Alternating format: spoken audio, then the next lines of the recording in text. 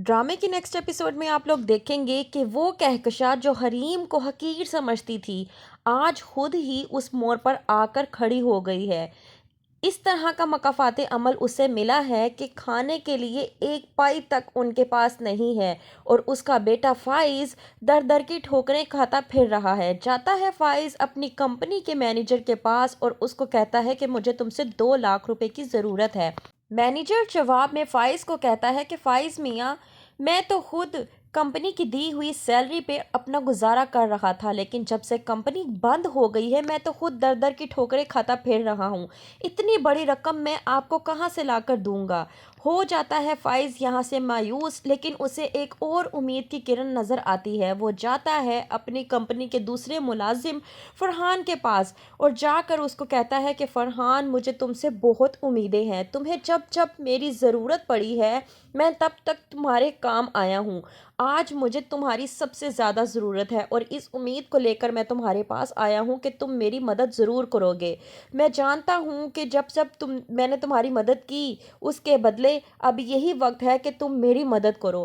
ہو جاتا ہے فرحان بھی پریشان کہ اتنی بڑی رقم آخرکار وہ کہاں سے لا کر فائز کو دے۔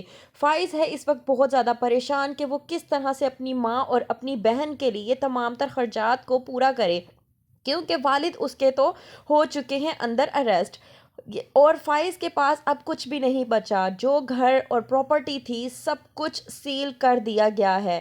دوسری طرف جاتی ہے مدثر کی بیوی ذیل عما آفس میں، اور مدثر اس کو دیکھ کر ہو جاتا ہے پریشان اور اس کو پوچھتا ہے کہ تم یہاں پر کیا کر رہی ہو؟ وہ آگے سے کہتی ہے کہ مدثر حسن، تم مجھے دیکھ کر اس طرح سے پریشان ہو گئے ہو جیسے کوئی اپنی چوری پکڑی جانے پر پریشان ہو جاتا ہے۔ ویسے حیرت کی بات ہے کہ جو تعریفیں تم اس لڑکی کی بیٹھ کر رہے ہو، اتنی تعریفیں تو تم نے آج تک میری بھی نہیں کی۔ مدثر حریم کے کام کے حوالے سے اس کی تعریف کر رہا ہوتا ہے کہ میں نے آج تک اتنا عمدہ کام کسی اور میں نہیں دیکھا، اور نہ ہی آج تک اتنا ٹیلنٹڈ پرسن کہیں اور دیکھا ہے۔ آپ بہت ہی ٹیلنٹڈ ہیں، مجھے امید ہے کہ آپ آگے تک جائیں گی، اور یہ بات نہیں آتی ذیل عما کو پسند۔